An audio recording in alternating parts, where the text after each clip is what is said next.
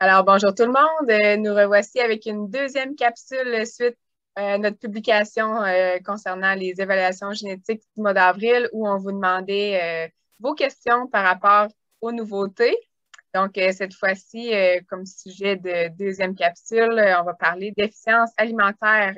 Je suis avec encore ma collègue Roxane. Allô? Donc, ça tombe bien, Roxane, on a reçu plusieurs questions par rapport à ce sujet-là. Je pense qu'avec plus de la moitié des coûts de production liés à l'alimentation dans un troupeau, puis cette année en particulier avec les fourrages, la quantité de fourrage qui a été un peu plus serrée pour nos producteurs, là, je pense qu'il y en avait plusieurs qui avaient hâte de voir cet indice-là d'efficacité alimentaire arriver dans nos épreuves de taureau. Alors, on va partir avec la première question. Tu es prête? Je suis prête, vas-y. Donc, on a Jonathan qui nous a demandé à quoi est-ce que je peux m'attendre comme changement au sein de mon troupeau en travaillant avec l'efficience alimentaire? Oui, bien en fait, c'est important de comprendre que l'efficience alimentaire, ça décrit vraiment la capacité d'un animal à venir convertir sa consommation de matière sèche de la mangeoire jusqu'au réservoir.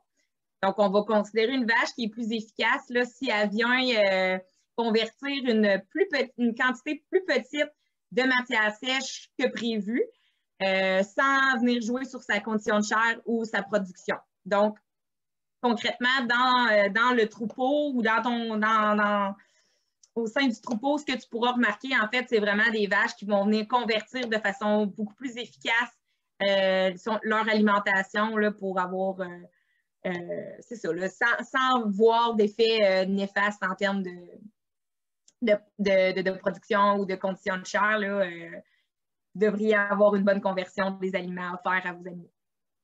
Oui, c'est bon. Ben, tu parles justement de conditions de chair. On a Gaétan qui demandait, il ne veut pas nuire à la condition de chair de ses vaches, mais on imagine qu'il veut travailler avec cet indice-là.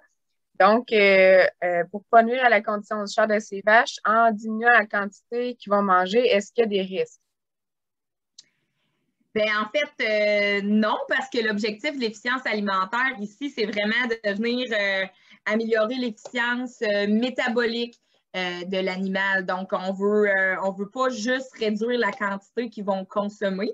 Fait que, on sait qu'il y a plusieurs mécanismes biologiques qui vont venir rentrer en ligne de compte là, pour l'efficience alimentaire. Puis, dans le but de ne pas nuire la production à la baisse, dans le but de ne pas avoir des vaches plus maigres, ni de jouer sur le facteur de stress au niveau de la transition. L'efficience alimentaire elle a été développée à partir des données cumulées après le pic de lactation de 60 jours. Donc, on n'est pas venu biaiser les données là, à partir de vaches qui auraient pu avoir des problèmes métaboliques après leur vêlage, en fait. Puis on est vraiment venu évaluer là, la manière qu'ils réussissent à bien convertir là, au niveau de leur métabolisme les aliments. Donc, cette sélection génétique-là va nous permettre de ne pas affecter les niveaux de production, de ne pas jouer sur la condition de chair, ni la transition des animaux. Donc, en réalité, on ne devrait pas avoir d'impact négatif. Puis, en travaillant avec l'efficience alimentaire, ben, ça se trouve être un caractère fonctionnel comme tous les autres qui vont être sur une base de valeur d'élevage relative avec une moyenne de 100.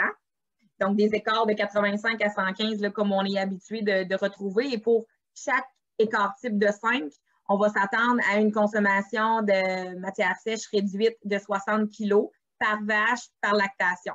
Donc, c'est vraiment l'objectif d'être plus efficace quand on convertit là, les animaux. L'alimentation des animaux. Donc, quand on voudra travailler avec cet indice-là, là, ça rentre dans la même catégorie que tous les autres indices de caractère fonctionnel.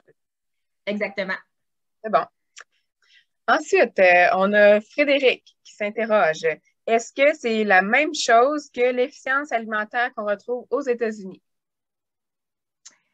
Oui, Frédéric, c'est vraiment une bonne question. En fait, pas tout à fait. Parce que nous, ici au Canada, le calcul a été formulé pour être totalement indépendant du poids corporel des animaux. Donc, vous ne viendrez pas influencer le résultat dans vos troupeaux en travaillant avec l'efficience alimentaire. Vous ne viendrez pas influencer le poids de vos animaux. Donc, ça vous laisse vraiment en meilleur contrôle des décisions que vous voulez prendre sur votre élevage par rapport à ça. Aux États-Unis, ce qu'on va retrouver plutôt comme données, c'est vraiment un calcul qui se vaut à être économique. Donc, on ne parle pas nécessairement de kilos de matière sèche directement, mais on va vraiment utiliser un calcul économique basé sur leur paiement du lait, entre autres, où là, on va calculer le profit du lait produit en surplus par rapport à la quantité estimée de consommation qu'on pourrait s'attendre d'un animal, autant au niveau de son entretien, par rapport selon leur poids corporel, et ainsi que les besoins que leur production ont eu. Donc, vraiment, là, c'est ça qu'on va venir calculer aux États-Unis sous le principe du paiement qu'on retrouve également là, sous leur gestion aux États-Unis. Ensuite, on a Dominique qui se questionne à savoir est-ce qu'on peut vraiment se fier à ces données? Bien, j'espère que oui. Oui, en fait, j'imagine que Dominique veut avoir un peu là, un range au niveau là, de la fiabilité de ces données-là. Pour ce qui est des jeunes taureaux, on va s'attendre à une fiabilité qui est autour de 43-44 %, tandis qu'au niveau des taureaux éprouvés, là, on monte cette fiabilité-là, jusqu'à 82 %.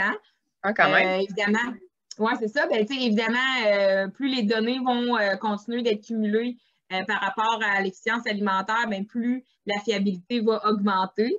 Puis d'un autre côté, ben, tandis qu'on en parle, l'héritabilité de ces critères-là se retrouve à 5 %, ce qui est relativement faible. Là. Donc, c'est sûr que à ce moment-là, votre régie va quand même avoir un bon impact aussi là, sur le résultat de ça, là, mais n'empêche qu'on a quand même un travail génétique à faire, là, même si les irritabilités sont faibles, là, on le sait, là, il y a beaucoup de caractères au niveau de la santé qui le sont également, là, un petit peu plus faibles, mais ceci étant dit, ce n'est pas une raison pour laquelle on ne devrait pas s'en soucier, puis on ne pourra pas avoir une amélioration au sein de notre peau malgré tout.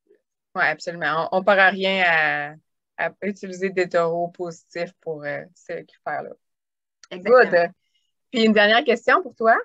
Marie-Pierre dit j'ai essayé de trouver les données pour mon troupeau et mes femelles n'affichent pas de résultats d'efficience alimentaire. Est-ce que c'est normal? Bien, c'est sûr que mon premier réflexe pour me répondre à Marie-Pierre, ce serait de lui demander si elle fait du contrôle laitier. Parce que, en fait, ces nouvelles données-là, présentement, sont disponibles pour tous les taureaux qui sont génotypés en centre d'insémination. Puis aussi, toutes les femelles qui sont dans les troupeaux inscrits au service du contrôle laitier. Donc, c'est normal. Si Marie-Pierre me répondrait, entre autres, qu'elle ne fait pas de contrôle laitier, présentement, c'est normal qu'elle n'ait pas accès à ces données-là. Cependant, Marie-Pierre, d'ici la fin de l'année, ces données-là d'efficience alimentaire vont être disponibles à l'ensemble des producteurs au Canada sous le principe d'utilisateur-payeur qu'on va avoir d'ici la fin de l'année, que ça va être disponible pour vous autres. Ah ben, c'est bien, des bonnes infos à connaître, ça. Alors, ça fait le tour pour les questions qu'on avait aujourd'hui.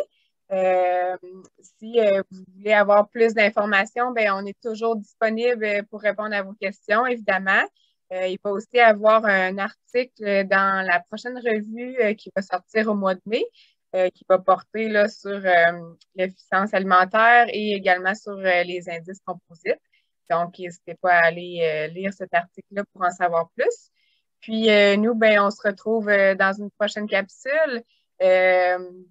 N'hésitez pas encore là à nous envoyer vos questions quand vous en avez à tout moment sur le Messenger de Austin Québec, puis on prendra quelques minutes pour vous répondre. Ça nous fait plaisir. Exactement. Alors, bonne journée. Bonne journée. Bye bye.